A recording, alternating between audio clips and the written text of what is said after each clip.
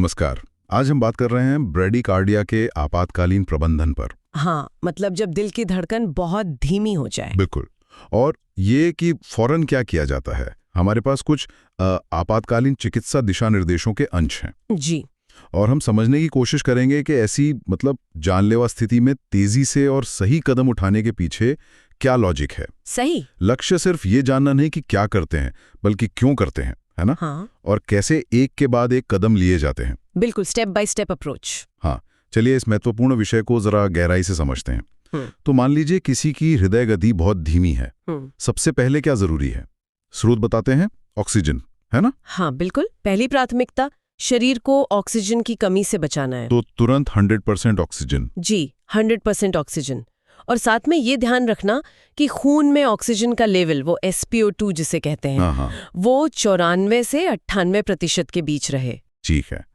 और जाहिर है वो ABCs तो देखनी होंगे। हाँ। Airway breathing. हाँ, वो तो सबसे पहले। सांस लेने का रास्ता खुला हो, सांस ठीक चल रही हो, वेंटिलेशन ठीक हो, ये तो आपात स्थिति की नींव है। सही।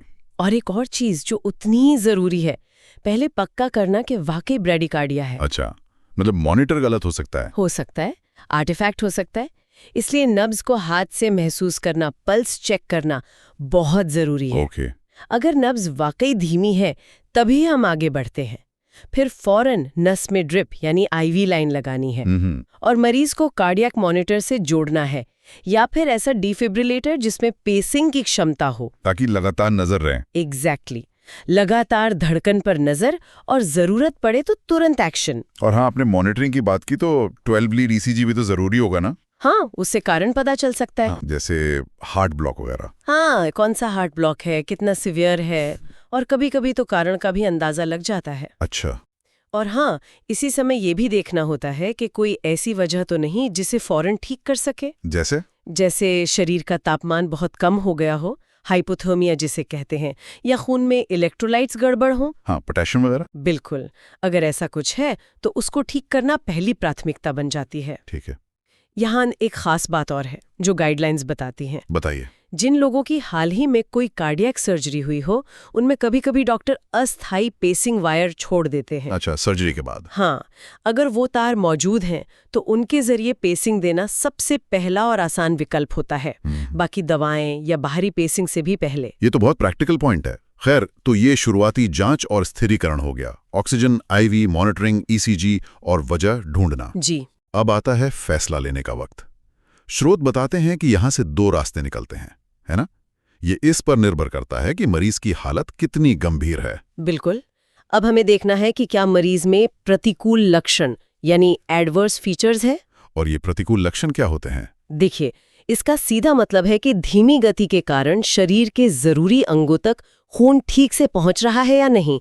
इसके संकेत क्या है? जैसे ब्लड प्रेशर कम होना। हाँ, बहुत कम ब्लड प्रेशर, हाइपोटेंशन, या फिर शॉक के लक्षण देखना। शॉक के लक्षण मतलब? ठंडी चिपचिपी त्वचा, कंफ्यूजन। हाँ बिल्कुल, ठंडी चिपचिपी त्वचा, मरीज का कंफ्यूज्ड होना, सीने में दर्द होना जो दिल की वजह से लग रहा हो, इस्चेमिक चेस्ट पेन, या फिर हार्ट फेलियर के लक्षण दिखना। समझ गया। अगर ये लक्षण नहीं है और साथ ही ECG में भी कोई बहुत खतरनाक पैटर्न नहीं दिख रहा। खतरनाक पैटर्न जैसे मोबिट्स टाइप 2 हार्ट ब्लॉक या 3rd डिग्री यानी कंप्लीट हार्ट ब्लॉक, जिसमें एसिस्टोल का खतरा ज्यादा होता है। अच्छा। तो अगर प्रतिकूल लक्षण नहीं है और एसिस्टोल का खतरा भी कम लग रहा है, तब क्या करते हैं? इंतजार। हाँ, एक तरह से, हड़बड़ी नहीं। ऐसी स्थिति में जब मरीज स्टेबल लग रहा है तो गाइडलाइंस कहती हैं कि मुख्य रूप से निगरानी रखो, ऑब्जर्वेशन। ठीक है। जो भी संभावित कारण समझ आ रहे हैं, जैसे कोई दवा है तो उसे रोको, तापमान कम है तो ठीक करो, और एक्सपर्ट यानी कार्डियोलॉजिस्ट से सलाह लो। आराम से, सोच समझकर। जी, यहाँ सावधानी से इंतजार किया जा सकता है। लेकिन अगर स्थिति बिल्कुल उलट है, मान लीजिए ब्लड प्रेशर गिर रहा है, मरीज बेहोशी जैसा हो रहा है, या ECG पर वो खतरनाक पैटर्न दिख रहे हैं जिनका आपने जिक्र किया, तब तो इंतजार नहीं कर सकते। बिल्कुल नहीं, यहाँ एक एक सेकंड कीमती है, तुरंत एक्शन लेना होगा। तो पहला कदम क्या होता है ऐसे में? सबसे पहला और सबसे आम कदम है एट्रोपिन दवा देना, 500 माइक्रोग्राम सीधे नस में, IV। एट्रोपिन, ये कैसे काम करती है?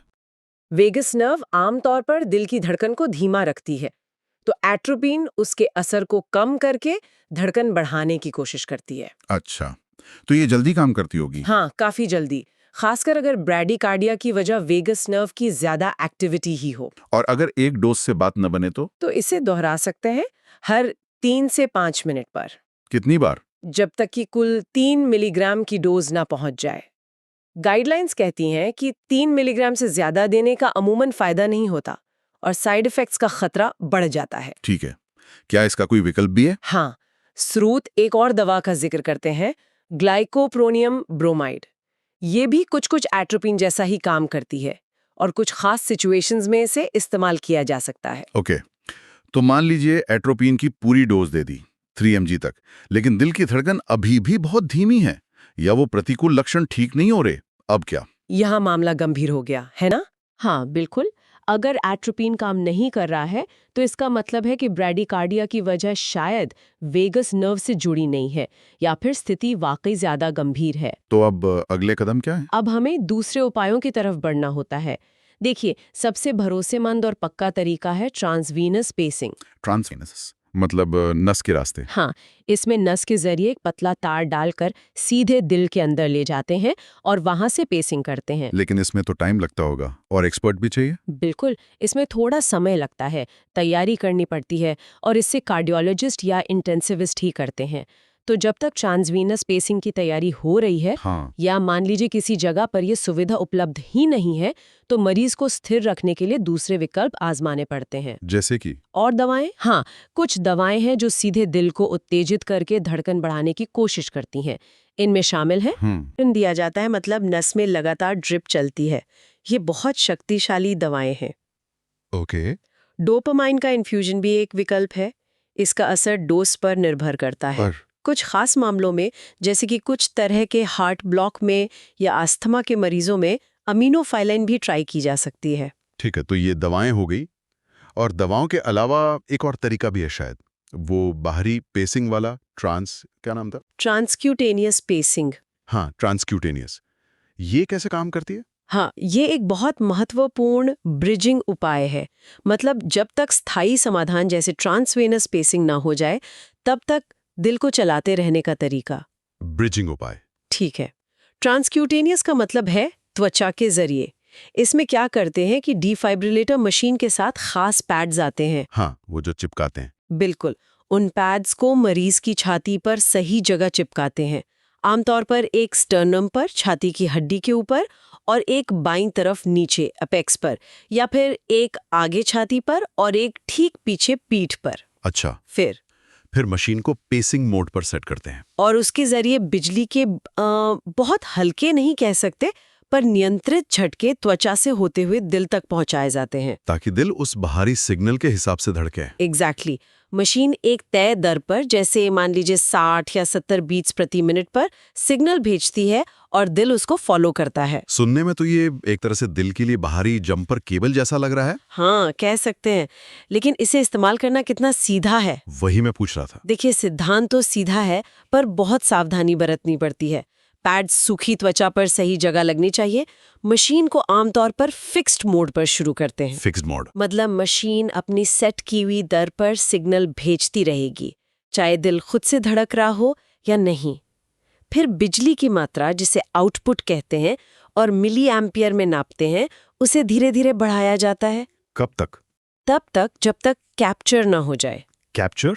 इसका क्या मतलब है? ये शब्द पहले भी आया था। हाँ, कैप्चर बहुत जरूरी कॉन्सेप्ट है पेसिंग में।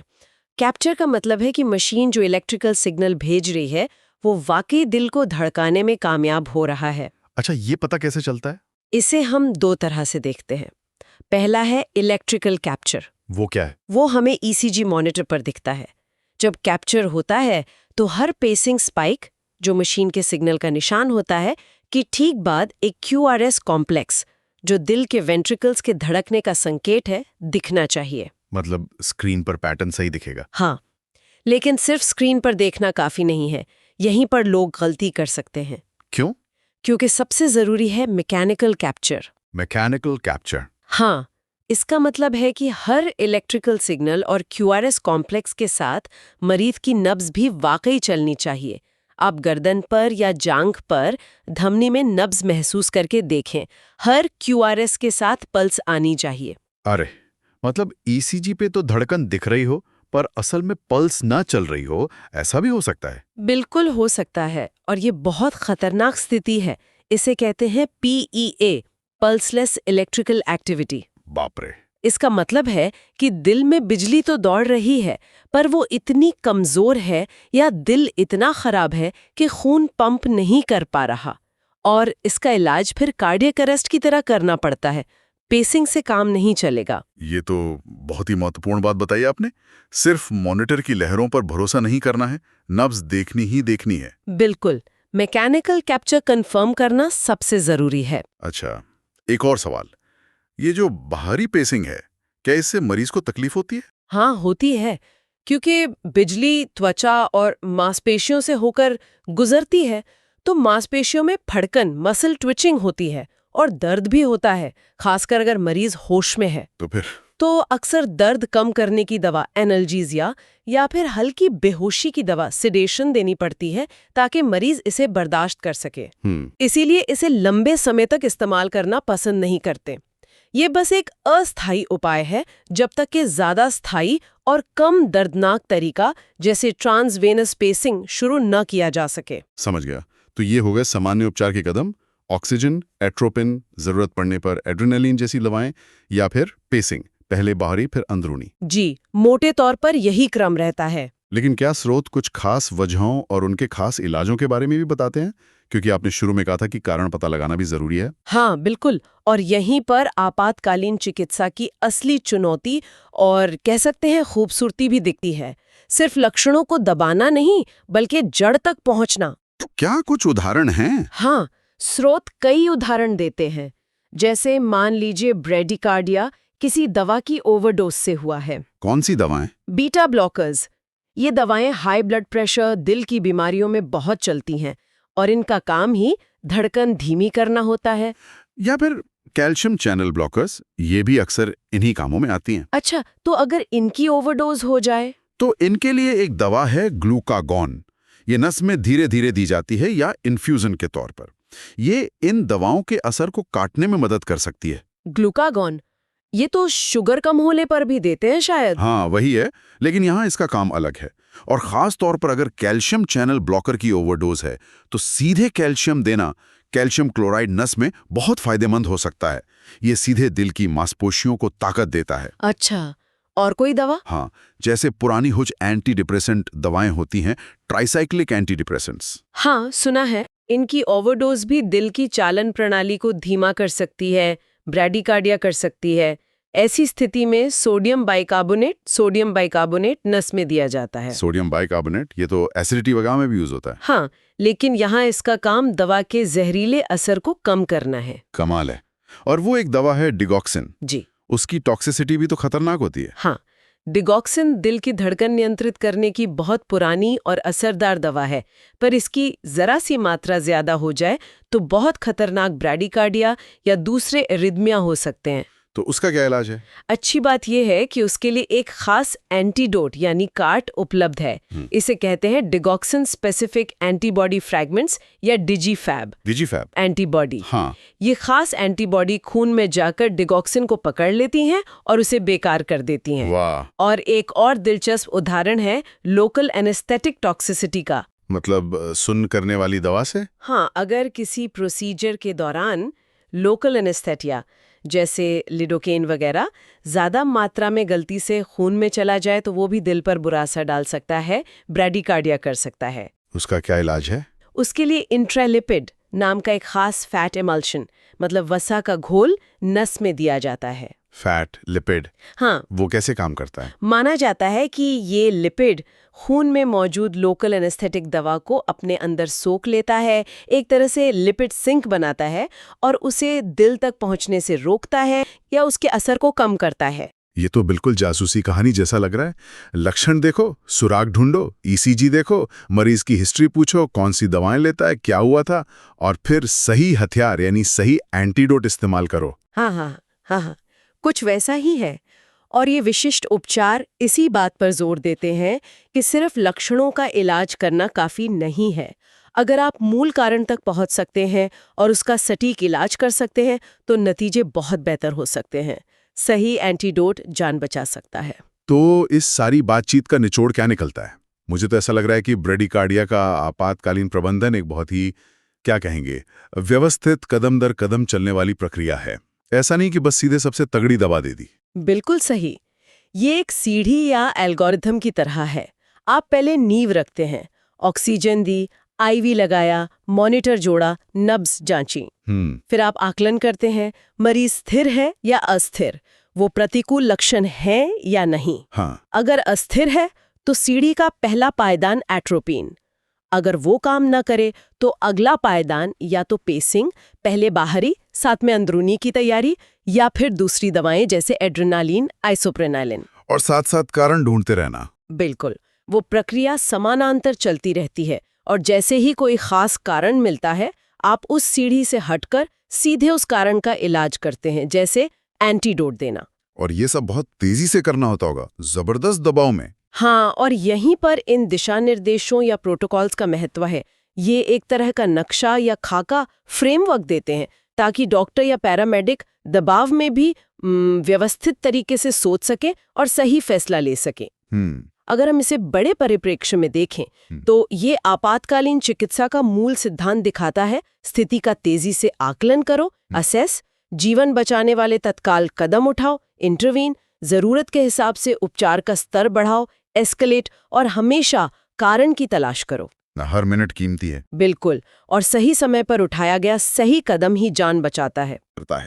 ऑक्सीजन से लेकर एट्रोपिन, फिर पेसिंग और वो खास एंटीडोट्स तक, ये वाकई एक जटिल लेकिन बहुत ही सुव्यवस्थित प्रक्रिया है। हाँ है तो, और ये एक महत्वपूर्ण सवाल भी खड़ा करता है मेरे ख्याल से। क्या? ये दिशा निर्देश तो हमें एक रास्ता दिखाते हैं, एक फ्लो चार्ट देते हैं, लेकिन असल जिंदगी में जब जानकारी शायद पूरी न हो, मरीज की हिस्ट्री ठीक से पता न चले या हर मरीज थोड़ा अलग हो, तब एक डॉक्टर कैसे तय करता है? मतलब ये कि किस मरीज को सिर्फ एट्रोपिन से काम चल जाएगा, किसे शायद सीधे पेसिंग की जरूरत पड़ेगी, या अगर दूसरी दवा देनी है तो एड्रेनालिन दें या डोपामाइन, ये फैसला कैसे होता है? हाँ, ये तो है। मतलब गाइडलाइंस अपनी जगह है, लेकिन डॉक्टर का अपना जजमेंट, उसका अनुभव, वो भी बहुत मायने रखता होगा। निश्चित रूप से यहीं पर चिकित्सा का वो आर्ट या कला वाला पहलू सामने आता है। विज्ञान और दिशा निर्देश तो हैं, लेकिन उन्हें मरीज की विशिष्ट स्थिति, अपनी समझ और अनुभव के साथ मिलाकर सही फैसला लेना, वही असली चुनौती है। इस निर्णय प्रक्रिया के जो जटिलताएं हैं, उनके बारे में सोचना भी काफी दिलचस्प हो सकता है। सोचने के लिए वाकई एक बेहतरीन बिंदु छोड़ा है आपने। चलिए अगली बार फिर मिलेंगे एक नई जानकारी और ऐसे ही गहरे विश्लेषण के साथ। तब तक सीखते रहें। जी, नमस्कार। नमस्कार।